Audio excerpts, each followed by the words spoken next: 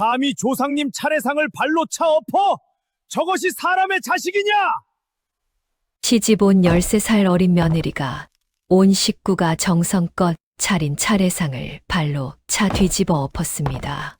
떡이며 과일이며 술잔이 마당에 나뒹굴고 향로의 재까지 흩날렸지요. 폐륜이다. 집안에 망조가 들었다며 사람들이 삿대질을 했습니다. 그런데 그 어린 것이 멀쩡한 상을 엎은 데에는 아무도 짐작조차 못할 까닭이 숨어 있었습니다. 오늘도 귀한 발걸음 해주셔서 감사합니다. 다정한 응원의 댓글 한마디 남겨주세요. 그럼 지금부터 시작합니다. 옛날 옛적 충청도 깊은 산골에 한진사라는 양반이 살았습니다. 너른 논밭에 기와집을 두고 고을에서 행색계나 하는 집안이었지요. 한데 이 단단해 보이는 집에도 풀리지 않는 근심이 하나 있었습니다. 늦도록 본 외아들 세현이 14시 되도록 자주 알아누웠던 것입니다. 봄이면 봄대로 기침을 달고 여름이면 더위에 늘어졌습니다. 용하다는 의원은 다 불러봤지만 약을 지어 먹여도 그때뿐이었지요. 한 진사는 아들의 손을 쥐고 한숨을 쉬곤 했습니다. 이 아이가 우리 집 하나뿐인 대들보인데 어찌 이리 약하단 말인가. 그래서 한 진사는 일찍 며느리를 들이기로 마음을 먹었습니다. 사람을 들여 집안의 생기를 더하고 아들 곁을 지켜줄 손이 있어야 한다는 것이었지요. 한데 한 진사가 고른 신부감이 영 뜻밖이었습니다. 이웃 고을 의원의 딸 보리라는 아이였습니다. 양반도 아니요, 가세가 넉넉한 것도 아닌 그저 약방을 하던 집의 어린 딸. 게다가 그 의원은 이미 세상을 떠나 보리는 의지할 데 없는 고아였습니다. 형님, 사돈을 맺으려 거둔 격에 맞는 집을 보셔야지요. 작은 아버지 되는 한재왕이 못마땅한 낯으로 끼어들었습니다. 번드르르한 비단 두루마기를 걸친 기름진 얼굴의 사내였지요. 하필 죽은 약장수의 딸이라니 남들이 비웃을 일이오. 한 진사는 빙그레 웃기만 할 뿐 까닭을 말하지 않았습니다. 그 약장수가 옛날 자기에게 어떤 사람이었는지 한 진사만 가슴에 묻어두고 있었던 것이지요. 혼례날이 되었습니다. 가마에서 내린 신부를 보고 마당의 구경꾼들이 일제히 수군거렸습니다. 세상에 신부가 저리 어려서야 강보에서 막 나온 것 같구먼. 그럴 만도 했습니다. 보리는 10세, 또래보다도 작은 체구였거든요. 얼굴은 애되어도 두 눈만은 또랑또랑 무엇이든 가만히 들여다보는 눈이었습니다. 무명 치마 저고리는 깨끗했지만 수수했고 허리춤에는 낡은 약초 주머니 하나가 매여 있었습니다. 친정에서 가져온 단 하나의 세간이었지요. 시어머니 나주댁의 눈매가 매서워졌습니다. 원, 살림이라고는 한 번도 안 해봤을 것을 데려왔구먼. 나주댁은 들으란 듯이 한마디를 던지고는 휙 돌아섰습니다. 신랑 세현은 그런 어머니의 눈치를 살피며 어쩔 줄을 몰랐지요. 그래도 곁눈으로 신부를 한번 보고는 조그맣게 입을 열었습니다. 몸은 괜찮으시오? 보리는 가만히 고개를 끄덕였습니다. 딱 그뿐 다른 말은 하지 않았지요. 세현은 어쩐지 그 짧은 끄덕임이 싫지 않았습니다. 혼례를 치르는 내내 보리는 거의 입을 열지 않았습니다. 묻는 말에만 짧게 답하고 나머지는 그저 가만히 보고 들었지요. 사람들은 어린 신부가 겁을 먹어 그런 줄로만 알았습니다. 한데 보리의 눈은 겁먹은 눈이 아니었습니다. 무언가를 찬찬히 살피는 어른보다 깊은 눈이었지요. 밤이 되어 신방에 홀로 남겨졌을 때 보리는 비로소 약초 주머니를 풀어 손에 쥐었습니다. 주머니에서는 마른 약초 냄새가 은은히 풍겼습니다. 그 냄새를 맡자 세상을 떠난 아버지의 얼굴이 떠올랐지요. 보리의 아버지는 평생 약방을 지킨 의원이었습니다. 가난한 사람에게는 약값을 받지 않았고 밤중에 누가 와 문을 두드려도 마다하는 법이 없었습니다. 보리는 그런 아버지의 무릎에서 약초를 만지며 자랐지요. 풀잎 하나, 뿌리 한 조각의 냄새까지 아버지는 딸에게 가르쳤습니다. 아버지가 병으로 자리에 눕던 날, 보리의 손을 잡고 이런 말을 남겼습니다. 보리야, 사람을 살리는 것이 무엇인지 아느냐? 어린 보리는 고개를 저었습니다. 참된 효는 절을 올리는 데 있지 않다. 그 절 받을 이를 살리는 데 있느니라. 그때 보리는 그 말이 무슨 뜻인지 다 알지 못했습니다. 그저 아버지의 마지막 말이라 가슴에 새겨 두었을 뿐이지요. 아버지는 그 말을 남기고 며칠 뒤 눈을 감았습니다. 보리는 주머니를 도로 허리에 메었습니다. 낯선 집, 낯선 밤이었지만 이상하게 무섭지는 않았습니다. 다만 한 가지, 아까부터 마음에 걸리는 것이 있었지요. 본래 음식이 차려지던 부엌 쪽에서 보리는 무언가를 맡았던 것입니다. 그날 밤, 한 진사집에서는 큰일이 하나 더 남아 있었습니다. 새 며느리를 조상께 고하는 사당 차례였지요.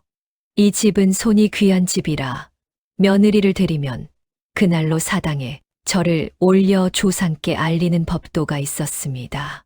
마당에는 멍석이 깔리고 사당 앞에 큼지막한 차례상이 차려졌습니다. 상다리가 휘도록 음식이 올랐습니다. 기름 냄새 도는 전이며 붉은 대추와 곶감, 김이 오르는 탕국과 떡, 가운데에는 귀한 약주 한 동이가 놓였지요. 형님, 이거 경사가 겹쳤소이다. 한재황이 웃는 낯으로 다가와 형의 어깨를 두드렸습니다. 어디, 새 며느리가 조상님께 절 올리는 모습이나 구경 좀 합시다. 그 웃음이 어쩐지 평소보다 진했습니다. 하지만 들뜬 집안 식구 누구도 그것을 눈여겨보지 않았지요. 이윽고 한 진사가 보리를 상 앞으로 불러 세웠습니다. 새아가 이리 와 조상님께 인사 올리거라. 보리는 천천히 상 앞으로 걸어 나갔습니다. 한데 상 앞에 서는 순간 보리의 발걸음이 뚝 멈췄습니다. 얼굴에서 핏기가 가시고 약초 주머니를 쥔 손이 가늘게 떨렸지요. 보리의 코끝에 풍겨서는 안 될 냄새 하나가 와 닿았던 것입니다. 무얼 하느냐? 어서 절을 올리지 않고. 나주댁이 재촉했습니다. 보리는 절을 올리지 않았습니다. 대신 한 걸음, 또 한 걸음 상 가까이 다가가더니 탕국 그릇 위로 고개를 숙였습니다. 저 아이가 지금 무슨 짓을. 말이 채 끝나기도 전이었습니다. 보리가 치맛자락을 걷어쥐더니 있는 힘껏 상을 발로 차 버렸습니다. 과당, 차례상이 통째로 뒤집혔습니다. 탕국이 쏟아지고 떡과 전이 흙바닥에 나뒹굴었지요. 약주 동이가 깨지며 술이 사방으로 튀었습니다. 멍석 위는 순식간에 아수라장이 되었습니다. 집안이 발칵 뒤집혔습니다. 이게 무슨 짓이냐? 한 진사의 호통이 마당을 갈랐습니다. 점잖던 양반의 얼굴이 시뻘겋게 달아올랐지요. 저것이 미쳤나? 조상님 상을 업다니. 나주댁이 펄쩍 뛰며 길길이 날뛰었습니다. 구경하던 식구들도 일하던 하인들도 입을 다물지 못했습니다. 시집 온 지 반나절 된 어린 며느리가 첫 차례상을 발로 차 엎었으니 말입니다. 한재황이 기다렸다는 듯 앞으로 나섰습니다. 형님, 이건 그냥 넘길 일이 아니오. 그의 목소리에는 묘한 힘이 실려 있었습니다. 조상님을 능멸하고 가문을 욕보인 폐륜이오. 저런 것을 며느리로 두면 이 집의 화가 미치오. 당장 내쳐야 하오. 쐐기를 박는 그 말에 그러나 누구도 토를 달지 못했습니다. 하기야 눈앞에서 차례상이 엎어졌으니 달리 변명할 말이 없었지요. 한 진사가 떨리는 목소리로 보리에게 물었습니다. 어째서 그랬느냐? 무슨 까닭이 있거든 어디 말을 해보아라. 모두의 눈이 보리에게 쏠렸습니다. 보리는 흙바닥에 엎어진 음식을 한참 내려다보았습니다. 그러고는 천천히 고개를 들어 딱 한마디만 했습니다. 그 상은 받으시면 아니 됩니다. 무어라? 받으시면 아니 됩니다.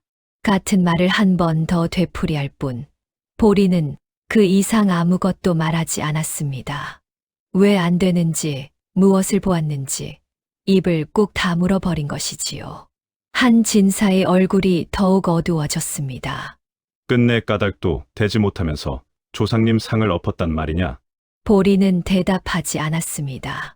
그 침묵을 사람들은 제멋대로 받아들였습니다. 변명할 말조차 없는 폐륜하라고 말입니다. 형님, 보셨소. 까닭도 못되지 않소. 한재왕이 쐐기를 박았습니다. 이런 것을 하룻밤이라도 집에 두면 조상님 노여움을 사오 내일날이 밝는 대로 친정으로 아니 갈 데도 없는 것이니 어디 멀리 내쫓아 버립시다. 나주댁이 그 말에 맞장구를 쳤습니다. 맞는 말이오. 저런 것은 데리고 살 수 없소. 마당이 떠나가도록 책망이 쏟아졌습니다. 그 한가운데에서 보리는 고개를 숙인 채 미동도 하지 않았지요. 한데 그 와중에 단 한 사람만은 다른 것을 보고 있었습니다.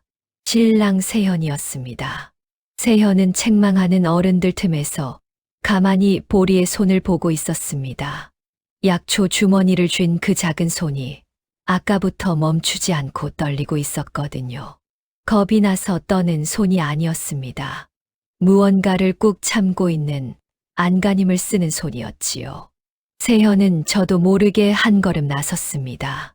어머니, 작은아버지 잠깐만요. 식구들의 눈이 세현에게로 돌아갔습니다. 저 사람이 아무 까닭 없이 저럴 사람 같지가 않습니다. 하룻밤만 말미를 주시지요. 내가 지금 저 폐륜을 두둔하는 게냐? 나주댁이 눈을 부라렸습니다. 세현은 물러서지 않았습니다. 어린 신랑이었지만 그 눈에는 묘한 고집이 서려 있었지요. 두둔이 아닙니다. 다만 까닭을 알기 전에 내치는 것은 아버지답지 않은 일이라 여겨서요. 그 말에 한 진사의 손이 멈칫했습니다. 아들의 말이 어딘가 가슴을 찔렀던 것이지요. 한참을 망설이던 한 진사가 무겁게 입을 열었습니다. 오늘 밤은 광에 가두어라. 처부는 날이 밝거든 정한다. 한재왕의 낯이 살짝 일그러졌습니다. 당장 내쫓길 바랐는데 일이 하룻밤 미뤄졌으니 말입니다. 하지만 형 앞에서 더 다그칠 수도 없어 그는 입맛만 다시고 물러섰습니다. 보리는 그 밤 차디찬 광에 갇혔습니다. 거적대기 한 장 깔린 흙바닥에 무릎을 끌어안고 앉았지요. 어둠 속에서도 보리의 두 눈은 또렷이 빛나고 있었습니다. 엎어버린 그 상을 정말 식구들이 받았더라면 어찌 되었을까요? 보리는 그 생각만으로도 가슴이 서늘해졌습니다. 하지만 입 밖으로는 한마디도 내지 않았지요. 지금 무슨 말을 한들 어린 며느리의 말을 믿어줄 사람이 이 집에 없다는 것을 보리는 알고 있었으니까요. 그저 허리춤에 약초 주머니를 꼭 쥐고 보리는 아버지의 마지막 말을 속으로 되뇌었습니다. 참된 효는 그 절 받을 일을 살리는 데 있다던 그 말을 말입니다. 이튿날 아침 보리는 광에서 풀려났습니다. 밤새 추위에 떨었을 텐데도 보리의 얼굴은 의외로 담담했지요. 한 진사는 끝내 처분을 미루었습니다. 당장 내쫓자니 아들 세현의 말이 마음에 걸렸고 그냥 두자니 차례상을 엎은 폐륜이 눈에 밟혔던 것입니다. 당분간은 행랑 끝방에 두고 부엌일이나 시켜라. 한 진사의 그 한마디로 보리의 처지가 정해졌습니다. 며느리는 며느리이되 안방 근처에는 얼씬도 못하는 며느리. 이름은 세아기이되 모두가 폐륜하로 보는 며느리였지요. 나주댁의 구박은 그날부터 시작되었습니다. 물 길어와라. 마당 쓸어라. 아궁이 불 지펴라. 새벽부터 밤까지 나주댁은 보리를 가만두지 않았습니다. 온 식구가 먹을 밥을 짓게 하고 빨래며 길쌈이며 쉴 새 없이 일을 시켰지요. 보리는 군말 한마디 없이 묵묵히 일했습니다. 10셋 어린 몸으로 어른도 버거운 일을 해내면서 단 한 번도 힘들다는 소리를 입에 올리지 않았습니다. 저것이 보살이냐 돌부처냐. 어찌 저리 말이 없누. 지켜보던 하인들이 수군거렸습니다. 어떤 이는 독한 년이라 했고, 어떤 이는 속을 알 수 없어 무섭다 했지요. 그래도 보리는 묵묵히 일만 했습니다. 한데 보리가 정말로 묵묵하기만 했던 것은 아니었습니다. 일을 하면서도 보리의 두 눈은 늘 무언가를 살피고 있었거든요. 부엌의 그릇들, 광에 쌓인 곡식, 우물의 물맛, 장독대의 항아리까지. 보리는 이 집의 모든 것을 가만가만 눈에 담았습니다. 마치 무언가를 찾는 사람처럼 말이지요. 그런 보리를 눈여겨보는 사람이 집안에 한 명 있었습니다. 부엌일을 도맡은 늙은 참모, 막덕이었습니다. 막덕은 이 집에서 30년을 산 사람이었습니다. 주름진 손에 무뚝뚝한 낯이었지만 속은 누구보다 깊은 노인이었지요. 막덕은 며칠을 두고 말없이 보리를 지켜보았습니다. 그러던 어느 날 저녁, 식구들이 다 물러간 부엌에서 막덕이 보리에게 슬그머니 밥 한 그릇을 내밀었습니다. 따뜻한 김이 오르는 흰쌀밥이었습니다. 먹어라, 종일 굶었지 않으냐? 보리가 고개를 들어 막덕을 보았습니다. 눈치 보지 말고 먹어, 늙은이가 챙겨주는 밥이다. 보리는 잠시 망설이다 두 손으로 밥그릇을 받았습니다. 고맙습니다. 며칠 만에 보리가 먼저 한 말이었습니다. 막덕은 보리가 밥을 먹는 모습을 가만히 지켜보다가 문득 이런 말을 흘렸습니다. 내 허리에 찬 그 주머니 말이다. 마른 약초 냄새가 나더구나. 보리의 숟가락이 멈칫했습니다.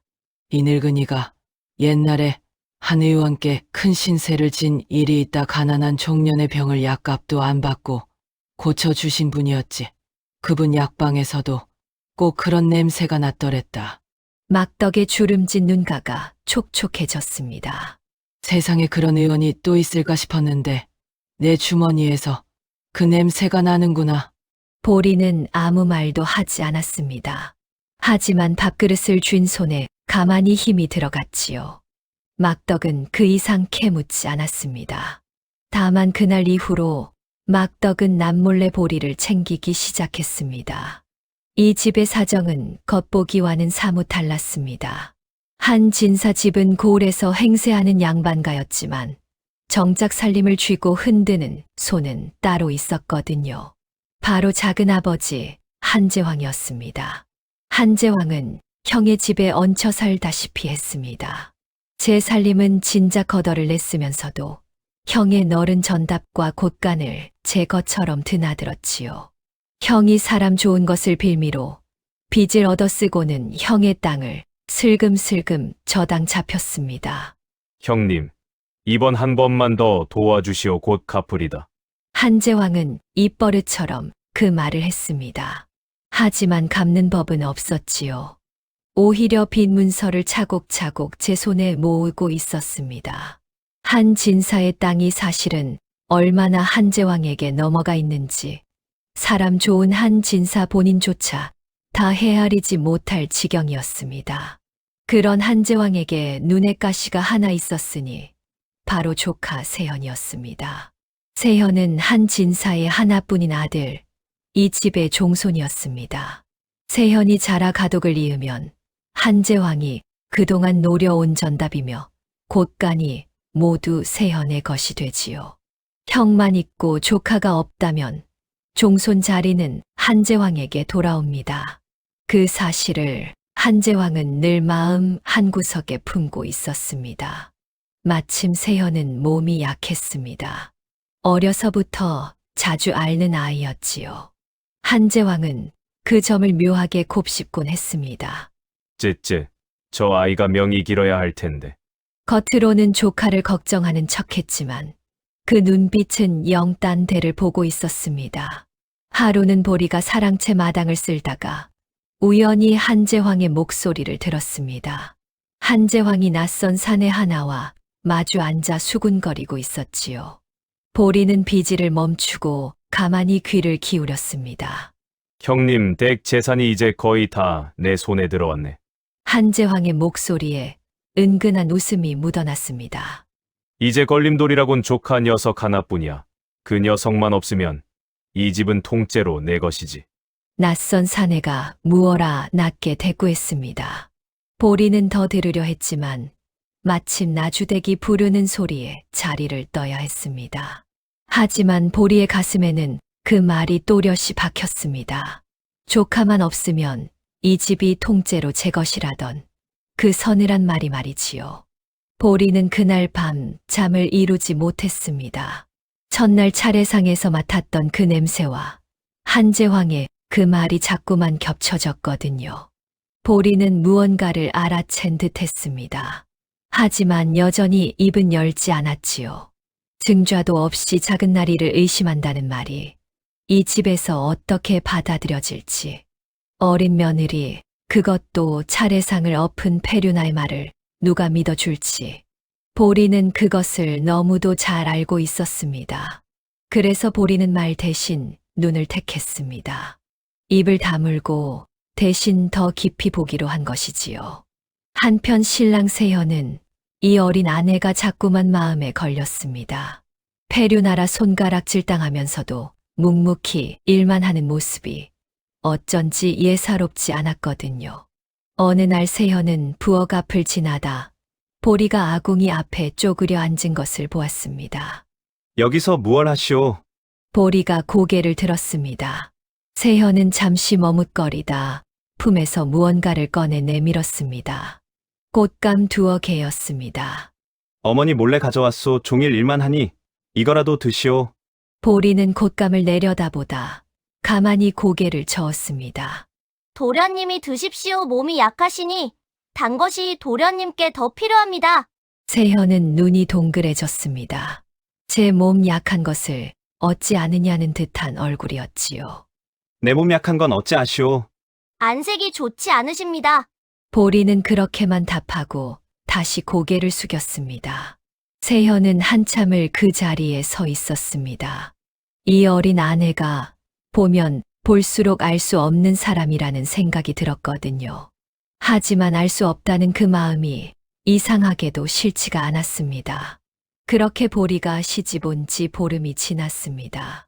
집안은 겉으로는 잠잠해졌지만 보리는 알고 있었습니다. 이 잠잠함이 폭풍 전의 고요라는 것을 말이지요. 그러던 어느 밤 세현이 갑자기 고열로 알아누웠습니다. 온몸이 불덩이처럼 끓고 식은땀을 비 오듯 흘렸지요. 이전에 알던 것과는 비할 바가 아니었습니다. 한 진사와 나주댁은 사색이 되어 의원을 불렀습니다.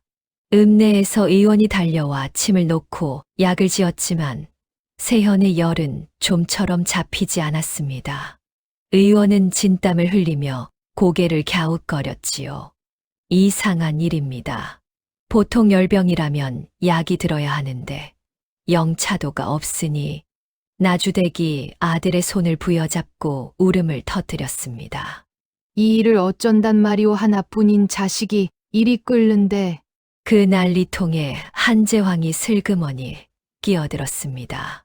형님, 읍내 의원으로는 안 되겠소. 내가 아는 용한 의원이 하나 있으니 그 자를 부르리다.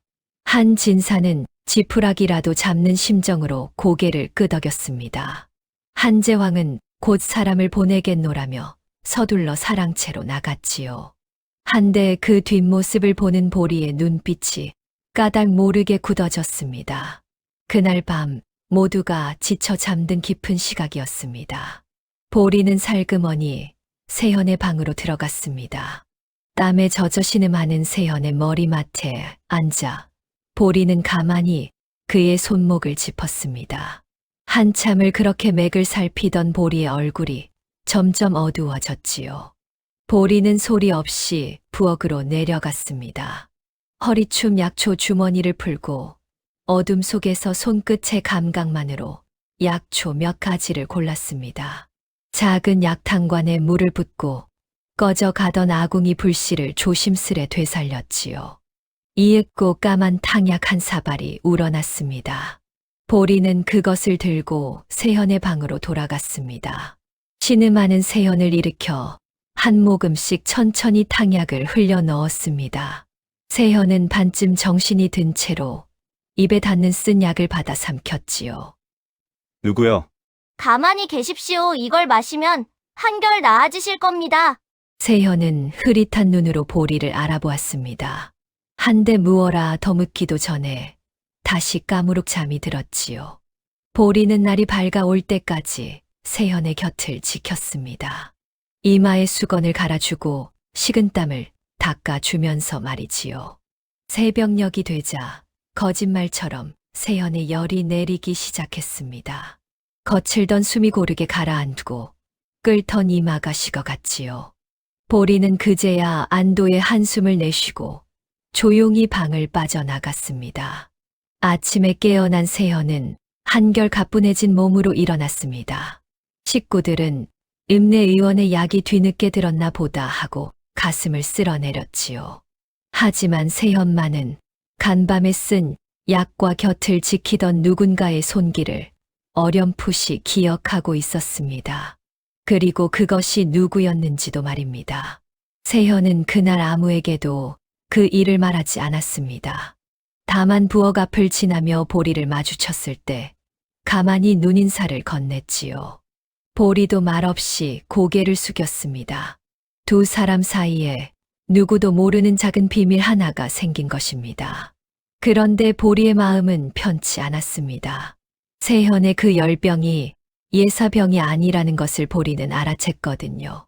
맥과 안색의 서린 기운이 어쩐지 첫날 차례상에서 맡았던 그 냄새와 닿아 있었던 것입니다.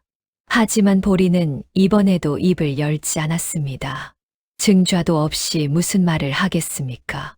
그저 보리는 마음속으로 다짐할 뿐이었지요. 이 집에서 일어나는 일을 끝까지 두 눈으로 지켜보겠노라고. 그리고 머지않아 보리가 두려워하던 그 일이 정말로 모습을 드러내려 하고 있었습니다. 사흘 뒤 한재왕이 말하던 그 의원이 한 진사 집에 당도했습니다. 삿갓을 눌러쓰고 약궤를 짊어진 어딘가 음침한 인상의 사내였지요. 눈매가 가늘고 말수가 적은 자였습니다. 한재왕은 그 의원을 마치 귀한 손님처럼 떠받들었습니다. 형님, 이 사람이 바로 내가 말한 그 명이요. 한양에서도 알아주는 솜씨라오. 한 진사는 반색하며 그 의원을 세현의 방으로 들였습니다. 의원은 세현의 맥을 짚더니 한참 만에 입을 열었습니다. 고질이 깊습니다. 보통 약으로는 어림없고 독한 약을 써야 뿌리가 뽑힙니다. 그러고는 약궤에서 검붉은 환약과 약재를 꺼내 탕약을 짓기 시작했지요. 부엌에서 그 약이 다려지는 동안 보리는 마당 한 구석에서 일을 하고 있었습니다. 한데 부엌 쪽에서 풍겨오는 약 냄새에 보리의 손이 우뚝 멈췄습니다. 그 냄새였습니다. 첫날 차례상에서 맡았던 바로 그 냄새. 세현의 열병에서 어렴풋이 느꼈던 바로 그 기운. 보리의 얼굴에서 핏기가 가셨습니다. 이윽고 탕약이 다 다려졌습니다. 의원이 검은 약사발을 받쳐 들고 세현의 방으로 향했지요. 한 진사와 나주댁이 둘러앉은 가운데 의원이 세현을 일으켜 약을 먹이려 했습니다. 바로 그때였습니다. 어디선가 보리가 뛰어들어 의원의 손에서 약사발을 쳐냈습니다. 쨍그랑 약사발이 방바닥에 떨어져 박살이 났습니다. 검은 약물이 사방으로 튀었지요. 방 안이 또 한 번 발칵 뒤집혔습니다. 저것이 또 이번엔 약사발까지 엎어. 나주댁이 비명을 질렀습니다. 한 진사의 얼굴도 노여움으로 굳어졌지요. 네 이놈, 이번엔 또 무슨 행패냐?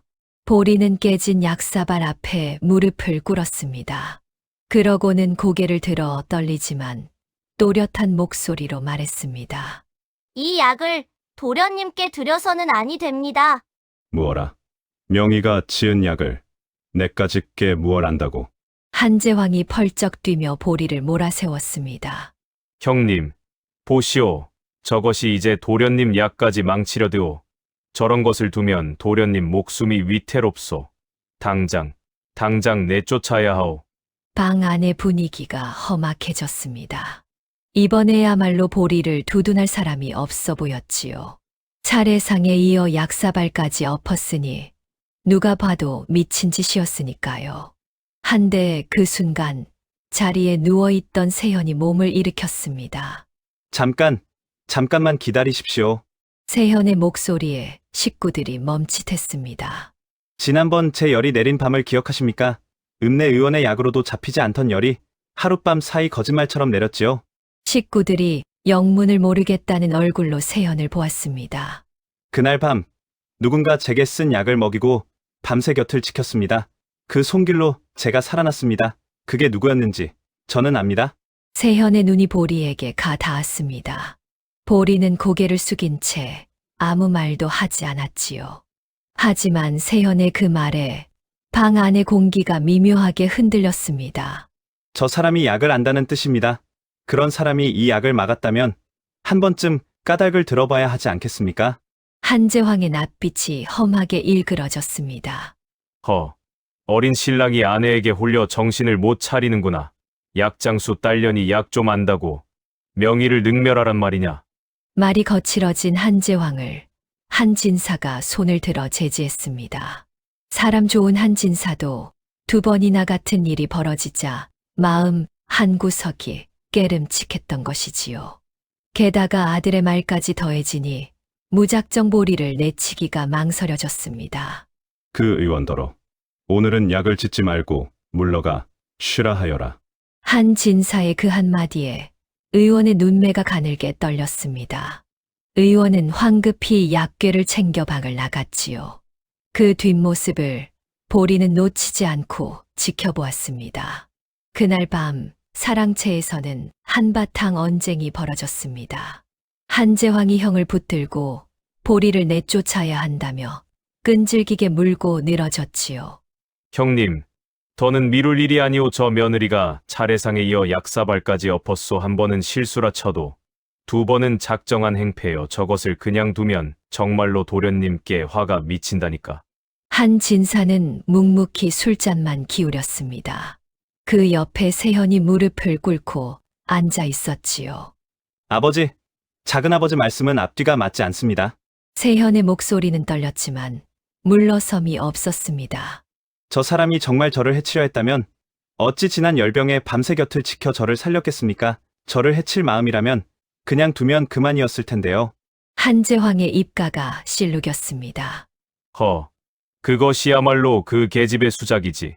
한 번 살려 환심을 사놓고 두고두고 이 집을 휘저으려는 게야. 그렇다면 작은아버지께 여쭙겠습니다. 그 의원은 대체 어디서 데려오신 겁니까? 한양에서 알아주는 명의라 하셨는데 어느 의국에 적을 둔 누구입니까? 세현의 그 물음에 한재황이 일순 말문이 막혔습니다. 그건 내가 알 바 아니다. 어린 녀석이 어디서 어른 일에 끼어들어. 한재황이 버럭 소리를 질렀지만 그 목소리에는 어쩐지 당황이 묻어 있었지요. 한진사가 그 모습을 가만히 지켜보다 잔을 내려놓았습니다. 오늘은 이만들 물러가거라. 내 더 생각해보마. 그날 밤 집안은 그렇게 둘로 갈렸습니다. 한재황과 나주댁은 당장 보리를 내쫓아야 한다 했고 세현은 한사코 보리를 감쌌지요. 한진사는 이러지도 저러지도 못한 채 깊은 시름에 빠졌습니다. 부엌에서는 막덕이 보리를 붙들고 나직이 타일렀습니다. 얘야, 너 대체 무슨 생각으로 이러는 게냐? 이러다 정말 쫓겨나면 어쩌려고? 보리는 깨진 약사발 조각을 천 조각에 조심스레 쌓아 모으고 있었습니다. 이 늙은이가 보아하니 너는 까닭 없이 이럴 아이가 아니다. 무얼 보았느냐? 이 할미한테는 말해보거라. 보리는 잠시 손을 멈추었습니다. 그러고는 막덕을 올려다보며 처음으로 속갯말 한 자락을 비쳤지요. 할머니, 이 집에 누군가의 목숨을 노리는 손이 있습니다. 막덕의 눈이 휘둥그레졌습니다. 허나 아직은 말할 수 없습니다. 증자가 없으니까요. 증자도 없이 입을 열면 쫓겨나는 건 저 하나로 끝나지만 정작 노림을 당하는 사람은 지켜드리지 못합니다. 보리는 천에 쌓은 약사발 조각을 가만히 품에 넣었습니다. 그러니 저는 쫓겨나지 않고 이 집에 남겠습니다. 그리고 그 손이 누구인지 두 눈으로 똑똑히 밝혀내겠습니다. 그 어린 얼굴에 서린 단단한 빛에 막덕은 그만 말문이 막혔습니다. 10세 어린 며느리의 눈빛이라고는 믿기지 않았거든요. 이튿날 새벽 꼬리가 우물가에서 물을 깃고 있을 때였습니다. 세현이 조용히 다가왔습니다. 주위를 한번 살피고는 나직이 입을 열었지요. 그날 밤 일을 나는 잊지 않았소. 그대가 내게 쓴 약을 먹이고 밤을 새운 것을. 보리는 두레박을 끌어올리던 손을 멈추었습니다. 그대가 차례상을 얻고 약사발을 깬 데에는 분명 까닭이 있을 거요. 나는 그렇게 믿소. 그러니 내게 말해 주시오. 무엇을 보았소? 보리는 잠시 세현을 바라보았습니다. 그 눈에는 어린 신랑의 진심이 담겨 있었지요. 하지만 보리는 끝내 고개를 가로저었습니다. 도련님 아직은 여쭐 수 없습니다. 제가 본 것을 함부로 말하면 오히려 이를 그르칩니다. 그럼 나더러 어찌하란 말이오? 한 가지만 약조해 주십시오. 보리의 목소리가 낮고 또렷했습니다. 앞으로 제가 살핀 것 말고는 그 무엇도 입에 대지 마십시오. 누가 주는 약이든 음식이든 물 한 모금이든 도련님 입에 들어가는 것은 제가 먼저 보겠습니다. 세현은 그 말의 무게를 단번에 알아챘습니다. 누군가 자기 목숨을 노리고 있다는 것을 보리가 애둘러 일러준 것이지요. 세현의 얼굴이 굳어졌습니다. 알겠소. 그리하리다. 그리고 도련님께 한 가지 청이 있습니다. 저는 안채 깊은 곳에는 드나들 수 없는 몸입니다. 도련님께서 보고 들으신 것을 제게 일러 주십시오. 사랑채에 누가 드나드는지, 작은 나리께서 누구와 무슨 말을 나누는지. 세현은 고개를 끄덕였습니다. 이렇게 어린 부부는 누구도 모르게 손을 잡았습니다. 하나는 보는 눈이 되고 하나는 듣는 귀가 되어 이 집의 숨은 손을 찾기로 한 것이지요. 보리는 그날 밤 잠들지 않았습니다. 깨진 약사발 조각을 등잔불 아래 펼쳐놓고 거기 말라붙은 약물을 손끝으로 찍어 냄새를 맡고 또 맡았지요. 검은 약물 속에 섞인 그 기운을 보리는 똑똑히 알아보았습니다. 이것은 병을 고치는 약이 아니었습니다. 사람을 천천히 죽이는 독이었습니다. 하지만 보리는 알고 있었습니다. 이 약사발 조각 하나만으로는 아무것도 증명할 수 없다는 것을. 누가 무엇 때문에 어떻게 이 독을 쓰는지 그 모든 것을 밝혀내기 전에는 함부로 입을 열어선 안 된다는 것을 말이지요. 보리는 등잔불을 끄고 어둠 속에 가만히 앉았습니다. 창밖으로 차가운 달빛이 스며들었지요. 이 집에 시집온 어린 며느리는 그 밤 비로소 마음을 정했습니다. 폐륜하라 손가락질 당하더라도 끝까지 남아 진실을 밝히겠노라고. 그것이 아버지가 남긴 마지막 말을 지키는 길이라 믿으면서 말입니다. 그날 이후로 보리와 세현은 누구도 모르게 손발을 맞추었습니다. 세현은 사랑채를 드나들며 보고 들은 것을 밤이면 보리에게 슬쩍 일러주었지요. 그렇게 한 자락 두 자락 모인 이야기로 보리는 이 집의 속사정을 조금씩 알아갔습니다. 세현의 말에 따르면 한제왕은 형의 살림에 깊숙이 손을 뻗치고 있었습니다. 빚을 핑계로 전답을 저당 잡고 곳간 열쇠까지 제 손에 쥐려들었지요. 사람 좋은 한 진사는 동생을 믿고 도장을 내주었지만 그 문서들이 차곡차곡 한제왕의 괴짝에 쌓이는 줄은 까맣게 몰랐습니다. 작은아버지가 사랑채에서 그 문서들을 들여다보는 걸 본 적이 있소. 한밤중에 등잔을 켜고 무언가를 한참 헤아리더이다. 세현의 그 말에 보리는 가만히 고개를 끄덕였습니다. 머릿속에서 흩어져 있던 조각들이 조금씩 맞아 들어가는 듯했지요. 하지만 보리는 여전히 서두르지 않았습니다. 조각이 다 맞춰지기 전에는 한 발도 함부로 내딛지 않을 작정이었으니까요. 한편 늙은 참모 막덕은 이제 보리의 든든한 편이 되어 있었습니다.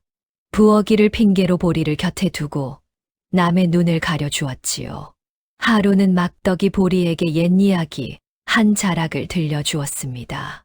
이 집 어른께서 젊으셨을 적에 큰 역병을 앓으신 적이 있다. 온 고을이 송장 치우기 바빴던 무서운 돌림병이었지. 그때 다 죽어가던 어른을 살려 낸 의원이 한 분 계셨다더라. 보리의 손이 멈칫했습니다. 그 의원이 약값 한 푼 안 받고 제 몸 상하는 것도 마다 않고 어른을 살리셨다지. 그 은혜를 어른께서 평생 잊지 못하신다더구나. 막덕은 보리의 약초 주머니를 흘끔 보고는 그 이상은 말하지 않았습니다. 다만 그 눈빛에는 무언가를 짐작하는 빛이 어려 있었지요. 보리는 아무 말도 하지 않았지만 가슴이 뜨거워졌습니다. 아버지의 이름이 이 낯선 집 어딘가에 이렇게 남아있을 줄은 몰랐으니까요. 그러던 어느 날, 한 진사집에 큰 소동이 벌어졌습니다. 아침을 먹은 하인 4대시 한꺼번에 배를 움켜쥐고 나뒹군 것입니다. 얼굴이 새파랗게 질리고 개우고 식은땀을 흘리며 대굴대굴 굴렀지요. 멀쩡하던 사람들이 동시에 쓰러졌으니 온 집안이 발칵 뒤집혔습니다. 이게 무슨 변고냐? 멀쩡한 사람들이 한꺼번에 이러다니. 나주댁이 발을 동동 굴렀습니다. 읍내 의원을 부르러 사람을 보냈지만 의원이 당도하려면 한참이었지요. 쓰러진 이들은 점점 숨이 가빠졌습니다. 이대로 두면 사람이 상할 판이었습니다. 바로 그때 한제왕이 또 한 번 목소리를 높였습니다. 이거 보시오. 부엌일을 저 며느리가 도맡지 않았소. 저것이 음식에 무얼 탄 게 분명하오. 아니면 어찌 멀쩡한 사람들이 한나란시에 이 지경이 되겠소. 순식간에 사람들의 눈이 보리에게로 쏠렸습니다. 가뜩이나 폐륜하로 몰린 며느리였으니 그 말이 그럴듯하게 들렸지요. 나주댁마저 보리를 노려보았습니다. 정말 내가 음식에 무슨 짓을 한 게냐? 보리는 그 소란 속에서 쓰러진 사람들 곁으로 다가갔습니다. 누명을 변명하는 대신 그들의 입가에 코를 가까이 대고 냄새를 맡았지요. 개워낸 것의 빛깔을 살피고 눈꺼풀을 뒤집어보고 손톱 빛을 들여다보았습니다. 사람들은 그 모습을 어이없다는 듯 지켜보았습니다. 이윽고 보리가 몸을 일으켰습니다. 그러고는 곧장 부엌으로 달려가 아침에 쓴 그릇들을 하나하나 살피기 시작했지요. 한참을 뒤지던 보리가 한 구석에 놓인 젓갈 단지 앞에서 멈췄습니다. 단지를 열어 냄새를 맡고는 손가락으로 살짝 찍어보았지요. 이것입니다. 보리의 목소리가 부엌에 울렸습니다. 이 젓갈이 50대다. 여기 도굴품은 개것이 섞여 들었습니다. 봄에 잘못 든 조개나 개가 섞이면 사람을 상하게 합니다. 아침에 이 젓갈을 먹은 사람들이 쓰러진 것입니다. 그걸 어찌 믿으란 말이냐? 나주댁이 쏘아붙였지만 보리는 이미 약초 주머니를 풀고 있었습니다. 지금은 따질 때가 아닙니다. 사람부터 살려야 합니다. 보리는 막덕에게 일러 큰 솥에 물을 끓이게 했습니다. 약초 몇 가지를 넣어 진하게 우려낸 물을 쓰러진 이들에게 연거푸 먹였지요. 개워 내게 하고 또 먹이고 배를 따뜻이 덮여주었습니다. 보리의 손길은 빠르고 정확했습니다. 13 어린 며느리의 손이라고는 믿기지 않을 만큼 말이지요. 반나절이 지나자 다 죽어가던 하인들의 숨이 돌아오기 시작했습니다. 새파랗던 낯빛에 핏기가 돌고 개우던 것이 멎고 가빴던 숨이 가라앉았지요. 저녁 무렵에는 모두 자리에서 일어나 앉을 만큼 차도를 보였습니다. 뒤늦게 당도한 읍내 의원이 보리가 살핀 것을 듣고는 혀를 내둘렀습니다. 50 독한 개것이 섞였다는 것을 냄새만으로 짚어냈단 말이오? 이건 어지간한 의원도 못하는 일이오. 이 며느님 덕에 사람 여럿 목숨을 건졌소이다. 그 말에 보리를 노려보던 사람들의 눈빛이 일제히 바뀌었습니다. 음식에 독을 탄 폐륜하라 손가락질하던 입들이 슬그머니 다물어졌지요. 오히려 보리 덕에 목숨을 건진 하인들이 보리 앞에 엎드려 고마워했습니다. 세아 씨가 아니었으면 우린 다 죽을 뻔했습니다요. 가장 머쓱해진 것은 한재왕이었습니다. 보리를 모함하려던 그 말이 도리어 보리의 솜씨를 온 집안에 드러내고 만 꼴이었거든요. 한재왕은 입맛을 다시며 슬그머니 자리를 떴습니다. 그 뒷모습을 보리는 조용히 지켜보았지요. 그날 저녁 세현이 보리를 찾아왔습니다. 오늘 그대 덕에 사람이 여럿 살았소. 온 집안이 그대를 다시 보더이다. 보리는 고개를 저었습니다. 해야 할 일을 했을 뿐입니다. 한데 한 가지 이상한 게 있소. 세현이 목소리를 낮추었습니다. 그 젓갈 단지 말이오. 그건 본디 광 깊숙이 두던 것인데 어찌 오늘 아침 부엌에 나와 있었을꼬. 누군가 일부러 꺼내놓지 않고서야. 보리의 눈빛이 깊어졌습니다. 세현의 그 말이 보리가 속으로 품은 의심과 정확히 맞닿았거든요. 오늘 일은 단순한 사고가 아니었습니다. 누군가 보리를 모함하려 일부러 쉰 젓갈을 부엌에 내놓은 것이지요. 보리를 음식에 독을 타는 며느리로 몰아 영영 내쫓으려는 속셈으로 말입니다. 이튿날 아침 뜻밖에도 한 진사가 보리를 사랑채로 불렀습니다. 보리가 시집온 이래 시아버지가 며느리를 따로 부른 것은 처음이었지요. 보리는 마당에 단정히 무릎을 꿇고 앉았습니다. 한 진사는 한참을 말없이 보리를 내려다보다 무겁게 입을 열었습니다. 어제 내가 사람 여럿을 살렸다. 들었다. 쉰 젓갈에 든 독한 갯것을 냄새만으로 짚어냈다지. 송구합니다. 제 본분을 넘은 일이었습니다. 아니다. 그 말을 하려 부른 것이 아니야. 한 진사의 목소리가 한결 누그러졌습니다. 대체 어디서 그런 의술을 익혔느냐. 어린 내가 어지간한 의원도 못할 일을 하니 말이다. 보리는 잠시 망설이다 나직이 답했습니다. 돌아가신 제 아버지께 배웠습니다. 평생 약방을 지키며 가난한 이들을 돌보신 분이었습니다. 그 말에 한 진사의 눈빛이 묘하게 흔들렸습니다. 약방을 지키며 가난한 이를 돌본 의원이라는 말이 가슴 깊은 곳 어딘가를 건드렸던 것이지요. 한 진사는 무어라 더 물으려다 입을 다물었습니다. 한참을 그렇게 침묵하던 그가 이윽고 한숨처럼 말했습니다. 차례상 일은 내더 두고 봄아 가서 쉬어라. 보리는 큰 절을 올리고 물러났습니다. 물러나는 보리의 뒷모습을 한 진사는 오래도록 바라보았지요. 그 작은 며느리에게서 자꾸만 옛 누군가의 그림자가 어른거렸던 것입니다. 하지만 한 진사는 그 그림자가 누구인지 그때까지도 깨닫지 못했습니다. 한데 그 모함이 도리어 보리의 솜씨를 만천하에 드러내고 말았습니다. 보리는 쓴웃음을 지었습니다. 상대가 한 발을 내디뎠으니 이제 그 발자국을 따라가면 됩니다. 보리는 그렇게 보이지 않는 상대의 윤곽을 조금씩 그려가고 있었습니다. 배알이 소동이 가라앉은 뒤로 집안 사람들이 보리를 보는 눈이 달라졌습니다.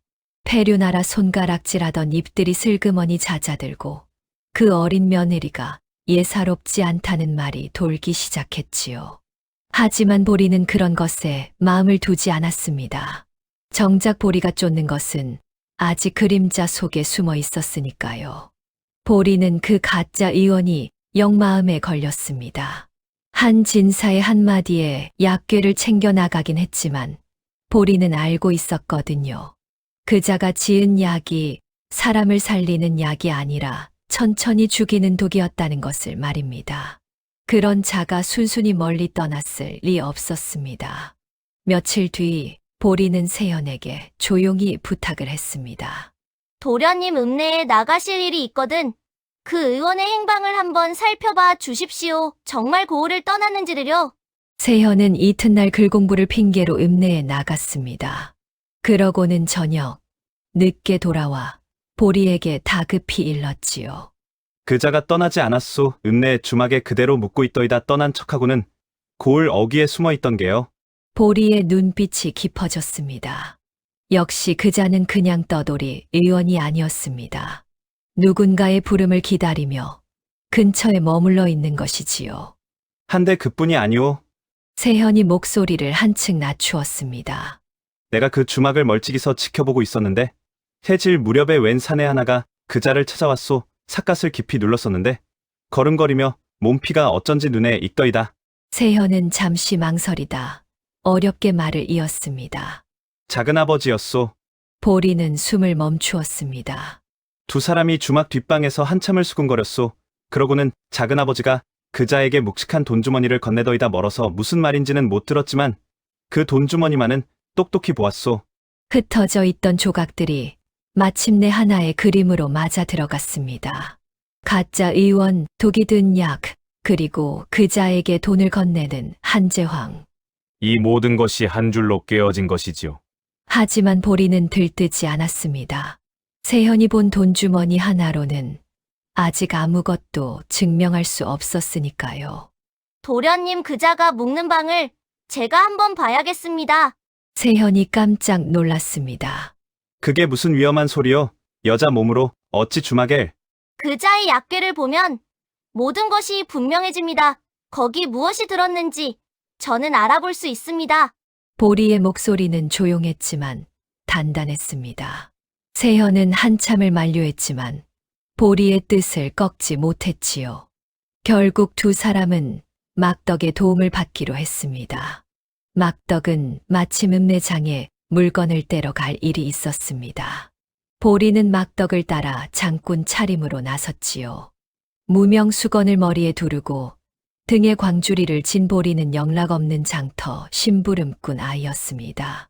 그렇게 보리는 처음으로 시댁 담장 밖으로 나섰습니다.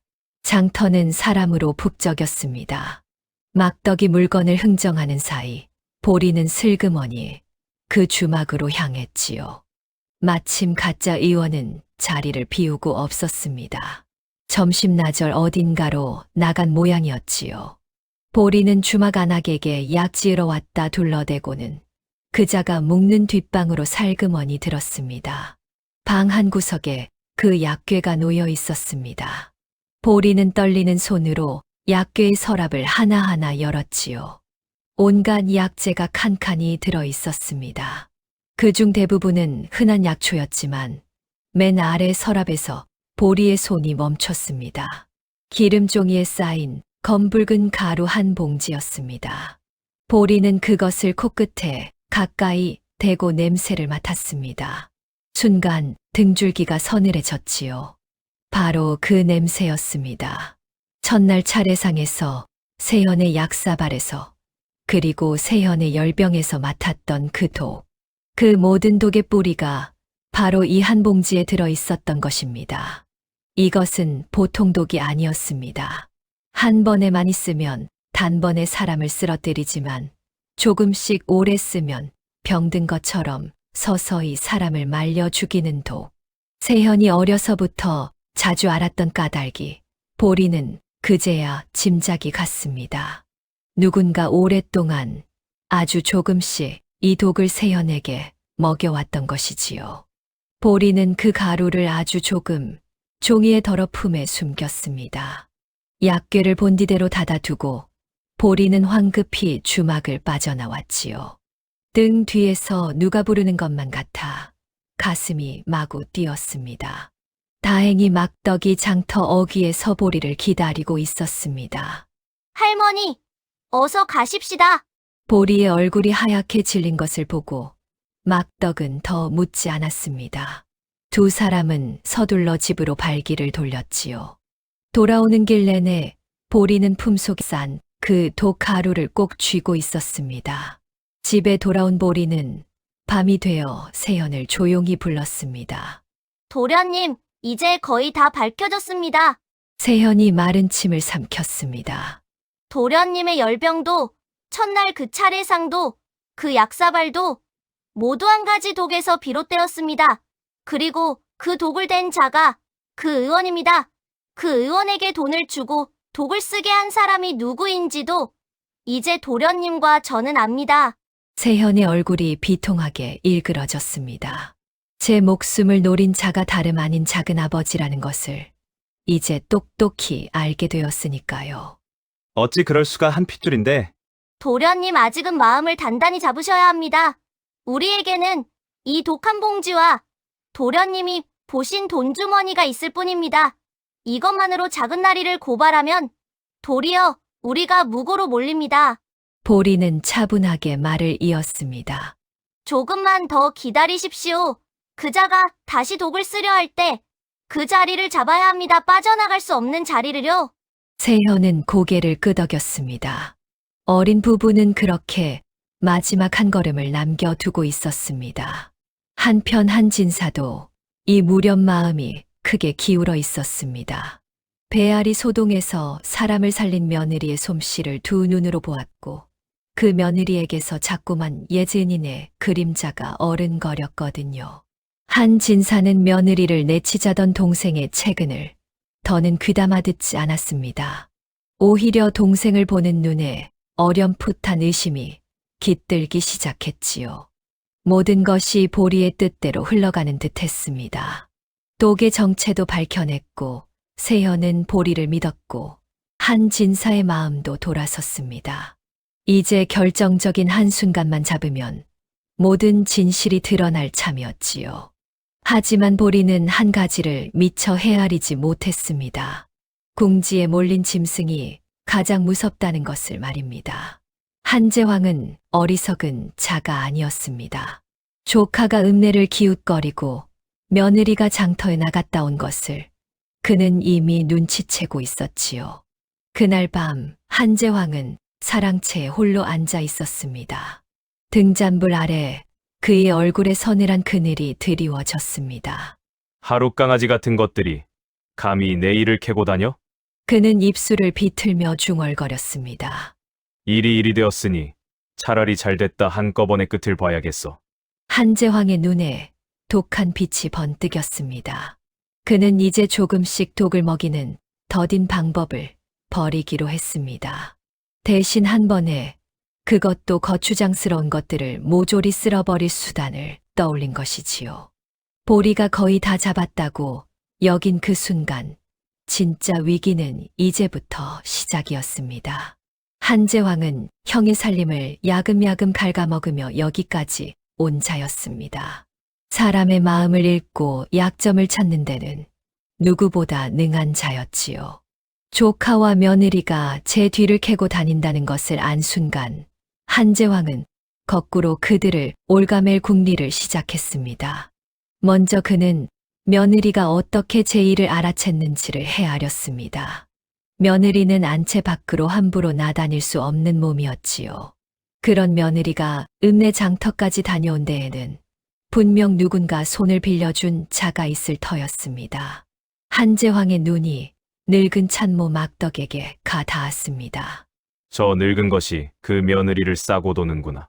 한재왕은 막덕을 따로 불러 으름장을 놓았습니다.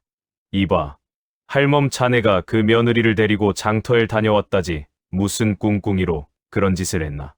막덕은 모르는 일이라 잡아댔습니다. 하지만 한재왕은 막덕을 가만두지 않았지요. 30년을 이 집에서 산 막덕의 약점을 그는 알고 있었습니다. 막덕에게는 객지에 나가 사는 손주가 하나 있었거든요. 자네 손주가 아랫골 양반댁에서 머슴을 산다지. 그 댁이 마침 나와 잘 아는 사이일세. 자네가 계속 그 며느리 편을 들면 자네 손주 일자리가 어찌 될지 나도 모르겠네 그려. 막덕의 얼굴이 새하얗게 질렸습니다. 하나뿐인 핏줄을 볼모로 잡힌 셈이었으니까요. 그날 이후로 막덕은 보리를 멀리할 수밖에 없었습니다. 보리를 마주쳐도 고개를 돌렸고 부엌에서도 말을 섞지 않았지요. 영문을 모르는 보리는 든든하던 한 사람을 잃은 듯 마음이 허전했습니다. 이것이 한재왕의 첫 번째 수, 보리의 손발을 묶는 일이었습니다. 다음으로 한재왕은 형 한진사의 마음을 다시 흔들기 시작했습니다. 한진사가 며느리 쪽으로 마음이 기운 것을 그는 진작 눈치채고 있었지요. 한재왕은 매일같이 형을 찾아가 며느리에 대한 험담을 흘렸습니다. 형님, 그 며느리가 장터에 나가 외간 사내들과 어울렸다는 말이 돌고 있소. 양반과 며느리가 장터 안악처럼 나다니다니 가문의 수치요. 처음에 한진사는 그 말을 흘려들었습니다. 하지만 같은 말을 10-20날 듣다 보니 사람 마음이라는 게 묘하게 흔들리기 마련이었지요. 게다가 한제왕은 거짓에 약간의 진실을 섞는 법을 알았습니다. 며느리가 정말로 장터에 다녀온 것은 사실이었으니까요. 한진사의 마음에 다시 의심의 그림자가 어른거리기 시작했습니다. 이것이 한제왕의 두 번째 수, 형과 며느리 사이를 갈라놓는 일이었습니다. 그리고 한제왕은 마지막 수를 준비했습니다. 조금씩 독을 먹이는 더딘 방법으로는 이미 늦었다는 것을 그는 알았지요. 며느리가 독의 정체를 알아챘고 조카가 제 뒤를 캐고 있었으니까요. 그렇다면 차라리 한 번에 모든 것을 끝내야 했습니다. 마침 좋은 구실이 있었습니다. 한진사의 생신이 코앞으로 다가온 것입니다. 온 친척과 고을 사람들이 모이는 큰 잔치가 열릴 참이었지요. 그 잔치상에 독을 쓰면 한제왕의 계획은 한꺼번에 이루어집니다. 형이 잔치상에 독에 쓰러지면 어린 조카 세현은 한제왕이 후견인으로 떠받들게 되지요. 그러면 이 집의 전답도 곳간도 모든 것이 한제왕의 손아귀에 들어옵니다. 게다가 잔치상에 손을 댄 며느리에게 그 죄를 뒤집어 씌우면 눈의 가시 같은 며느리까지 한꺼번에 치워버릴 수 있었지요. 한제왕은 그 가짜 의원을 다시 불러들였습니다. 이번에는 의원이 아니라 잔치를 돕는 일꾼으로 위장시켰지요. 허나 잔치상 약주의 독을 푸는 일만은 한제왕이 손수하기로 했습니다. 이런 중한 일을 남의 손에 맡길 수는 없었으니까요.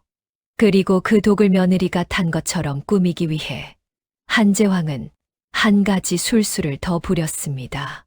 며느리가 주막에서 덜어온 그 독 가루를 도리어 며느리를 올가매로 쓰기로 한 것입니다. 드디어 한진사의 생신날이 밝았습니다. 마당에는 차일이 쳐지고 상다리가 휘도록 음식이 차려졌습니다. 고을의 양반들과 친척들이 모여들어 집안은 모처럼 떠들썩했지요. 한진사는 환한 낯으로 손님을 맞았고 세현도 곱게 차려입고 아버지 곁을 지켰습니다. 보리는 그날따라 마음이 불안했습니다. 큰 잔치에 그 가짜 의원의 그림자가 어른거리는 것을 보리는 놓치지 않았거든요. 일꾼 차림으로 잔치 음식을 나르는 그자를 보리는 멀찍이서 똑똑히 알아보았습니다. 보리의 가슴이 철렁 내려앉았습니다. 오늘 무슨 일이 벌어질 참이었습니다. 보리는 세현에게 다급히 눈짓을 보냈습니다. 두 사람은 잔치상에 오를 음식을, 특히 약주를 한시도 눈에서 떼지 않았지요. 이윽고 헌수의 시간이 되었습니다. 주인공인 한진사에게 술잔을 올리는 자리였지요. 큰 상 가운데 귀한 약주 한 병이 올랐습니다. 바로 그 약주에서 보리는 그 냄새를 맡았습니다. 보리는 앞뒤 잴 것 없이 뛰어나갔습니다. 한진사가 막 그 술잔을 입에 가져가려는 순간 보리가 달려들어 술병을 쳐냈지요. 술병이 바닥에 떨어져 깨지고 약주가 사방으로 쏟아졌습니다. 잔치 마당이 순식간에 얼어붙었습니다. 저것이 또 이번엔 잔치상까지. 나주댁이 비명을 질렀습니다. 손님들이 웅성거리고 한진사의 얼굴이 굳어졌지요. 보리는 한진사 앞에 무릎을 꿇었습니다. 아버님, 그 술을 드시면 아니 됩니다. 그 안에 독이 들었습니다. 순간 마당이 술렁였습니다. 독이라는 말에 손님들의 얼굴이 하얗게 질렸지요. 그때 한제왕이 옳다구나 하고 앞으로 나섰습니다. 독이라. 그래, 독이 들었지. 한데 그 독을 누가 탔는지 아시오? 한제왕의 목소리가 마당을 쩌렁쩌렁 울렸습니다. 바로 저 며느리요. 며칠 전 저것이 읍내 장터에 나가 독을 사오는 것을 본 사람이 있어. 저것이 그 독을 품고 다녔단 말이오. 한재왕이 손짓을 하자 일꾼 차림에 가짜 의원이 나서서 거들었습니다. 맞습니다요. 소인이 저 아씨가 장터에서 수상한 가루를 사는 것을 보았습니다요. 미리 짜둔 각본이었습니다. 한재왕은 사람을 시켜 보리의 방을 뒤지게 했지요. 이윽고 그 사람이 보리의 방에서 무언가를 찾아 들고 나왔습니다. 바로 보리가 주막에서 덜어와 종이에 싸둔 그 검붉은 가루였습니다. 보시오. 저것의 방에서 이 독이 나왔소. 저 며느리가 시아비를 독살하려 한 게요. 천하의 둘도 없는 패륜이오. 마당이 발칵 뒤집혔습니다. 사람들의 눈이 일제히 보리에게 쏠렸지요. 보리가 주막에서 가져온 그 독이 도리어 보리를 올가매는 올가미가 되어 돌아온 것입니다. 보리는 입이 10개라도 변명할 말이 없었습니다. 독을 가지고 있던 것은 사실이었으니까요. 그 독은 증자로 삼으려 가져온 것입니다. 제가 탄 것이 아닙니다. 증자. 어디 증자가 있느냐? 내가 독을 품고 다닌 것은 만천하가 다 보았다. 한재왕의 호통에 보리는 말문이 막혔습니다. 독이 누구 것인지, 누가 정말 술에 탔는지, 그것을 증명할 길이 보리에게는 없었습니다. 세현이 나서서 보리를 변호하려 했지만 어린 신랑의 말은 묻혀버렸지요. 아버지, 저 사람이 아닙니다. 진짜 독을 댄 자는 따로 있습니다. 신랑이 아내에게 홀려 제 아비 죽인 죄까지 덮으려 드는구나. 한재왕이 세현의 말마저 짓밟았습니다. 사람들 사이에서 보리를 관아에 넘겨야 한다는 말이 터져 나왔습니다. 시아비를 독살하려 한 며느리라니 강상의 죄였으니까요. 바로 그때 누군가 사람들을 해치고 앞으로 나섰습니다. 늙은 참모 막덕이었습니다. 이 일은 저 아씨가 한 일이 아닙니다. 막덕이 떨리는 목소리로 외쳤습니다. 제가 다 보았습니다. 오늘 아침 작은 나리께서 손수 저 약주병에 검은 가루를 타시는 것을 이 두 눈으로 똑똑히.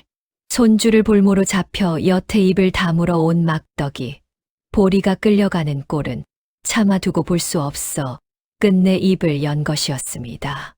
하지만 막덕은 말을 끝맺지 못했습니다. 한재왕의 눈짓에 그의 하인들이 막덕을 거칠게 끌어냈거든요. 신랑이 끝에 막덕이 마당 돌계단에 나동그라졌습니다. 늙은 몸이 모질게 부딪혔지요. 막덕은 머리를 감싸준 채 그 자리에서 일어나지 못했습니다. 할머니! 보리가 막덕에게 달려가려 했지만 한재왕의 하인들이 보리를 붙들었습니다. 저 늙은 것이 노망이 나서 헛소리를 하는구나. 어서 저 며느리를 묶어라. 관아로 끌고 가야 한다. 보리는 그 자리에서 오랏줄에 묶였습니다. 시아비를 독살하려 한 패륜 며느리라는 죄명으로 말입니다. 끌려가는 보리의 눈에 마지막으로 비친 것은 돌계단에 쓰러진 막덕과 발만 동동 구르는 세현의 얼굴이었습니다. 그날 보리는 모든 것을 잃었습니다. 독의 정체를 밝혔지만 그 독은 도리어 보리의 죄가 되었습니다. 편이 되어 주던 막덕은 보리를 감싸다 쓰러졌고 어린 세현은 아무 힘이 없었지요. 믿어주려던 한진사마저 제 눈앞에서 벌어진 일에 끝내 등을 돌렸습니다. 차디찬 옥에 갇힌 그 밤, 보리는 무릎에 얼굴을 묻었습니다. 10세, 아직 어린 며느리였습니다. 아무리 단단한 마음이라도 무너지지 않을 수 없는 밤이었지요. 사람을 살리려 한 일이 어쩌다 사람을 죽이려 한 죄가 되었을까. 보리는 그 깊은 어둠 속에서 처음으로 소리 죽여 울었습니다. 한참을 그렇게 울던 보리는 이윽고 무릎에 얼굴을 묻은 채 아버지의 마지막 말을 되뇌었습니다. 참된 효는 절을 올리는 데 있지 않고 그 절 받을 이를 살리는 데 있다던 그 말을 지키려 여기까지 왔건만 지금 보리는 아무도 살리지 못한 채 죄인이 되어 있었지요. 보리는 그 말의 무게에 짓눌려 끝내 정신을 일특 까무룩 잠이 들었습니다. 그런데 그 깊은 잠 속에서 보리는 그리운 얼굴 하나를 보았습니다. 세상을 떠난 아버지였습니다. 보리야. 아버지는 생전과 똑같은 인자한 얼굴로 어린 딸을 바라보았습니다. 어찌 그리 주저앉아 우느냐. 내 손이 아는 것을 어찌 세상에 보이지 않고 가슴에만 묻어두느냐. 아버지, 보리가 흐느꼈습니다. 제가 본 것을 말해도 아무도 믿어주지 않습니다. 어린 며느리의 말을, 천한 약장수 딸의 말을 누가 믿겠습니까? 아버지는 가만히 고개를 저었습니다. 독은 거짓을 말하지 못한다. 같은 독은 같은 흔적을 남기는 법. 사람이 내 말을 안 믿거든 내가 익혀온 그 법으로 독이 스스로 말하게 하여라. 우리 가문이 대대로 독과 약을 가려온 까닭이 바로 거기 있느니라. 보리의 눈이 번쩍 뜨였습니다. 그리고 보리야, 이제는 내 내력을 숨길 때가 지났다. 두려워 말고 떳떳이 밝혀라. 내가 그대가 어른께 남긴 글을 이제는 펴 보일 때가 되었느니라. 아버지의 모습이 어슴풀에 멀어졌습니다. 내 마음이 곧 증좌요. 내 손이 곧 증인이다. 부디 그 절 받을 일을 살리거라. 보리가 손을 뻗었지만 아버지의 모습은 새벽 안개처럼 흩어졌습니다. 보리는 화들짝 잠에서 깨어났습니다. 어느새 옥창 너머로 희끄물의 동이 터 오고 있었지요. 보리의 두 눈에는 어젯밤의 절망 대신 새로운 빛이 돌아와 있었습니다. 같은 시각 한 진사 집에서도 긴 밤이 지나고 있었습니다. 돌계단에 쓰러졌던 막덕이 간신히 정신을 차린 것입니다. 막덕은 깨어나자마자 세현을 찾았습니다. 도련님, 이 늙은이가 다합니다. 작은 날이께서 잔치날 아침 손수 그 약주 병에 검은 가루를 타시는 것을 이 두 눈으로 똑똑히 보았습니다. 세현이 막덕의 손을 부여잡았습니다. 할멈, 그 말을 관하에서 해줄 수 있겠소? 목숨이 위태로울지도 모르오. 막덕은 주름진 눈에 눈물을 그렁이며 고개를 끄덕였습니다. 이 늙은 목숨, 아씨를 위해서라면 아깝지 않습니다. 손주를 볼모로 입을 막았지만 사람이 죽고 사는 일에 어찌 입을 다물고 있겠습니까? 세현은 곧장 아버지에게 달려갔습니다. 한 진사는 밤새 한숨도 자지 못한 채 사랑채 홀로 앉아 있었지요. 며느리가 정말 자기를 독살하려 했다는 것이 도무지 믿기지 않았던 것입니다. 사람을 살리던 그 손이 어찌 사람을 죽이려 했겠는가. 한 진사의 마음 한구석에서 자꾸만 그런 의심이 고개를 들었습니다. 아버지 막덕 할멈이 깨어났습니다. 작은아버지가 독을 사들이는 것을 보았다 합니다. 세현의 말에 한 진사의 눈이 흔들렸습니다. 그리고 아버지, 한 가지 여쭙고 싶은 것이 있습니다. 보리의 친정아버지가 대체 어떤 분이셨습니까? 아버지께서는 그분을 아시지요? 한 진사의 얼굴에 깊은 그늘이 스쳤습니다. 한참을 망설이던 그가 무겁게 자리에서 일어났습니다. 그러고는 사랑채 깊숙이 둔 문갑을 열어 오래된 서찰 하나를 꺼냈지요. 누렇게 바랜 종이에 단정한 글씨가 적혀 있었습니다. 이것은 보리 아비가 세상을 뜨기 전 내게 보낸 글이다. 뜻대도 읽긴 하였으나 그 끝에 적힌 기이한 당부를 내 미처 헤아리지 못했더니라. 한 진사는 떨리는 손으로 그 서찰을 다시 펼쳤습니다. 오래 묵혀두었던 그 글을 새삼 곱씹어 읽어 내려가던 한 진사의 얼굴이 점점 하얗게 질려갔지요. 그 서찰에는 그가 그간 무심히 흘려두었던 내력이 적혀 있었습니다. 보리의 아버지 서인보는 본디 궁중에서 임금의 옥체를 살피던 어이였습니다. 다만 모진 정쟁에 휘말려 누명을 쓰고 모든 것을 버린 채 시골로 숨어든 것이지요. 이름을 감추고 약방을 열어 가난한 백성을 돌보며 여생을 보낸 것입니다. 그 서인보가 옛날 큰 역병이 돌던 해에 다 죽어가던 한 진사를 살려냈습니다. 약값 한 푼 받지 않고 제 몸 상하는 것도 마다 않고 말이지요. 그 인연으로 두 사람은 자식을 맺어 주기로 약조했고 그래서 보리가 이 집에 들어온 것이었습니다. 서찰의 끝에는 그때는 무심히 넘겼던 이런 당부가 적혀 있었습니다.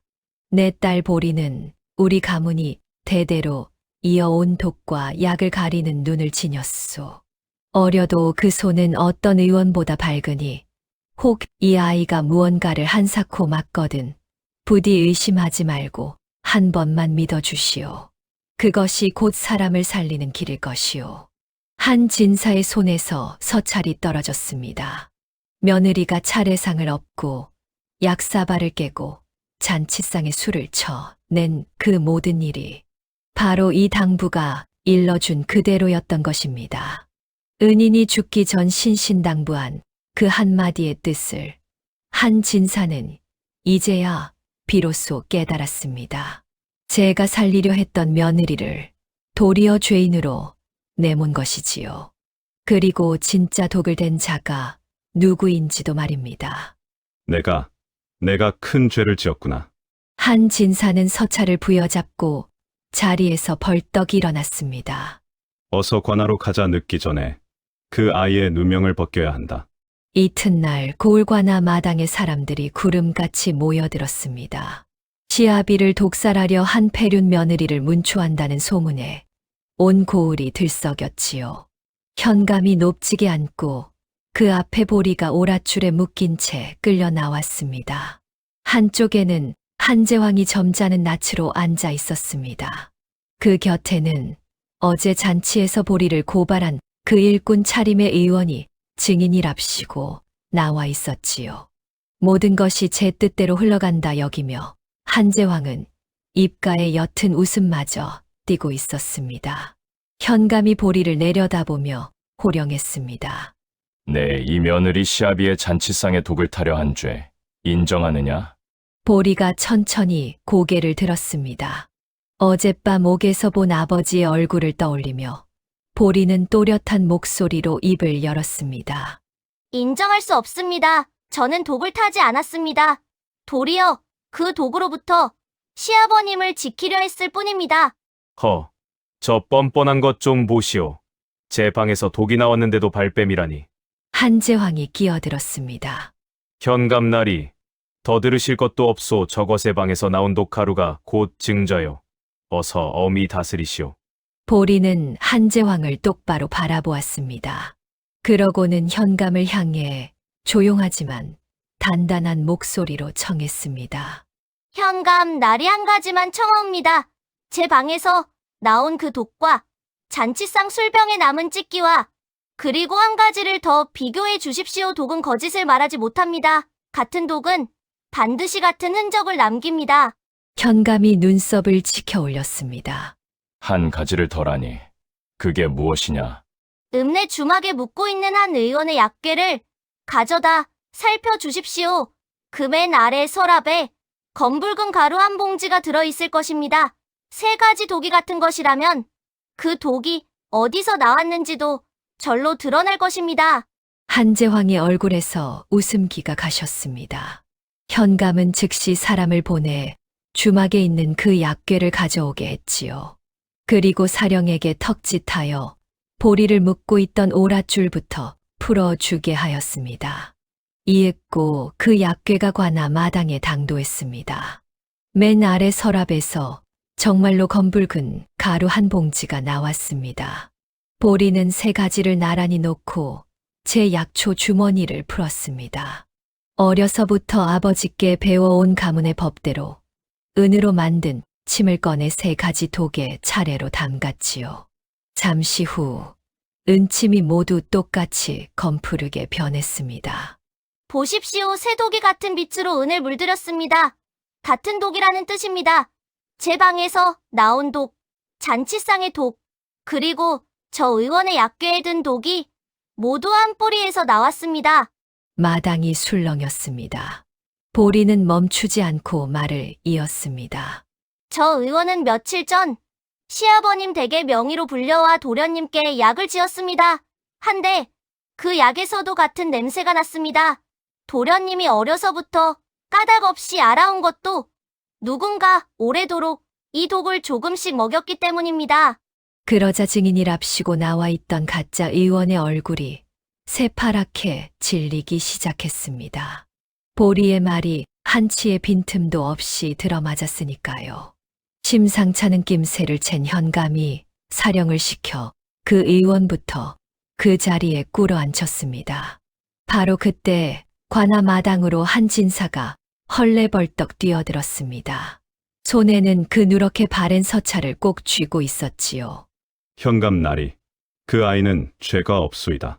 한 진사가 현감 앞에 그 서찰을 내밀었습니다. 이 아이의 친정 아비는 본디 궁중의 어이셨소. 곡과 약을 가리는데 나라에서 으뜸이던 분이오 그 따님이 독을 가려낸 것이니 어찌 의심하겠소 여기. 그분이 남기신 글과 어이의 인장이 있소이다. 서찰과 함께 붉은 인주가 선명한 어이의 인장이 마당에 펼쳐졌습니다. 사람들이 일제히 술렁였습니다. 천한 약장수 딸인 줄 알았던 며느리가 실은 궁중 어이의 딸이었다니, 그 어의 가문의 눈으로 독을 가려냈다 하니 이제 누구도 보리의 말을 의심할 수 없었지요. 현감의 눈이 매섭게 한제왕에게로 향했습니다.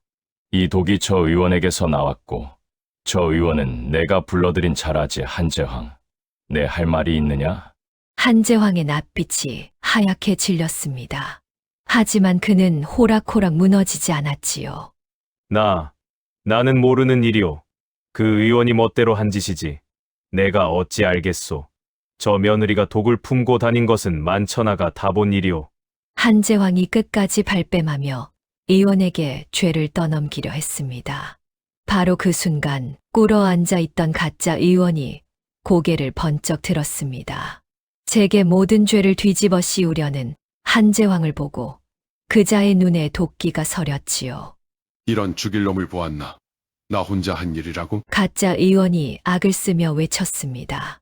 이 독을 사오라 시킨 게 누군데? 도련님께 조금씩 독을 먹이라 한 게 누군데? 잔치상 술에 내 놈이 직접 독을 타고 그 죄를 며느리에게 씌우자 한 게 다 내 놈이 아니냐? 돈주머니까지 쥐어주며 시킨 게 바로 너야. 가짜 의원의 폭로에 마당이 발칵 뒤집혔습니다. 한제왕의 마지막 방패였던 그자가 도리어 한제왕을 물어뜯은 것입니다. 이놈, 닥쳐라. 닥치지 못할까? 한제왕이 펄펄 뛰었지만 이미 늦었습니다. 막덕이 앞으로 나서 떨리는 목소리로 증언을 보탰습니다. 소인이 그날 잔치 마당에서 외치다 끌려난 그 말, 관아에서 다시 아래입니다. 잔치날 아침, 작은 나리께서 손수 저 약주 병에 검은 가루를 타시는 것을 이 늙은이가 두 눈으로 똑똑히 보았습니다. 세현마저 나서서 제가 본 것을 낱낱이 고했습니다. 독의 증좌, 의원의 자백, 막덕의 증언, 세현의 목격, 모든 것이 한 줄로 꿰어져 한제왕을 올감했습니다. 이제 한제왕에게는 빠져나갈 구멍이 한치도 남지 않았지요. 뿐만이 아니었습니다. 한제왕의 집을 뒤지자 그가 형의 전답을 가로채려 모아둔 빈 문서며 위조한 증서가 무더기로 쏟아져 나왔습니다. 형의 목숨을 노린 것도 결국 이 재산을 통째로 삼키려는 욕심에서 비롯된 것이었지요. 현감의 얼굴이 노여움으로 굳어졌습니다. 한제왕, 너는 친형의 목숨을 노리고 어린 조카에게 오래도록 독을 먹였으며 죄 없는 며느리에게 그 죄를 씌우려 한 천하의 패륜이다. 그 죄, 죽음으로도 다 갚지 못하리라. 현감의 추상 같은 호령에 한제왕은 그 자리에 털썩 주저앉았습니다. 형의 재산을 탐해 사람의 도리를 저버린 그는 무거운 칼을 쓰고 옥에 갇혔습니다. 훗날 그는 제가 지은 죄의 무게를 끝내 이기지 못하고 옥중에서 비참한 최후를 맞았다고 합니다. 남의 목숨을 삼키려던 욕심이 끝내 제 목숨을 삼킨 것이지요.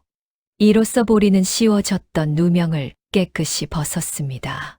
시아비를 독살하려 한 패륜 며느리라는 죄명은 도리어 시아비를 살린 효부의 이름으로 바뀌었지요. 관아에 모인 사람들이 너나 할 것 없이 보리를 향해 고개를 숙였습니다. 어린 며느리가 온 집안의 목숨을 구한 것을 이제 모두가 알게 되었으니까요. 한 진사가 보리에게 다가왔습니다. 점잖던 양반이 어린 며느리 앞에 차마 고개를 들지 못했지요. 내가 너를 몰라보았다. 사람을 살리려는 너를 도리어 죄인으로 몰았으니 이 늙은이를 어찌 용서하겠느냐. 보리는 가만히 고개를 저었습니다. 아닙니다. 아버님께서 살아계시니 그것으로 되었습니다. 그것이 제가 바라던 전부입니다. 그 말에 한 진사의 두 눈에서 굵은 눈물이 흘러내렸습니다. 한 진사는 보리의 두 손을 꼭 잡았습니다. 처음으로 진심을 담아 며느리를 불렀지요. 고맙다. 아가 정말 고맙다. 곁에 선 세현도 막덕도 눈시울을 붉혔습니다. 세현은 어린 아내의 곁에서 가만히 그 손을 마주 잡았습니다. 누구도 믿어주지 않던 어린 며느리를 처음부터 끝까지 믿어준 그 마음이 마침내 진실과 함께 빛을 본 것이지요. 세월이 흘렀습니다. 한 진사 집은 다시 평온을 되찾았습니다. 보리는 더 이상 행랑 끝방의 페류나가 아니었습니다. 온 집안이 우러르는 안주인이요. 고을 사람들이 아프면 제일 먼저 찾는 어진 손길이 되었지요. 처음 이 집에 들어오던 날, 보리는 낯선 마당에 홀로 선 작고 어린 며느리였습니다. 아무도 반기지 않고 모두가 손가락질하던 외톨이였지요. 하지만 이제 보리는 그 집의 한가운데에 우뚝 선 사람이 되었습니다. 약초 주머니를 허리에 찬 그 작은 손이 한 집안을, 한 고을을 살리는 손이 된 것입니다. 세현의 몸도 차츰 건강해졌습니다. 오래도록 그를 좀먹던 독이 사라지자 본래의 기운을 되찾은 것이지요. 두 어린 부부는 나란히 자라 서로의 가장 든든한 버팀목이 되었습니다. 어느 봄날 보리는 세현과 함께 친정 아버지의 산소를 찾았습니다. 양지바른 언덕에 핀 들꽃을 한 아름 꺾어 무덤 앞에 가만히 놓았지요.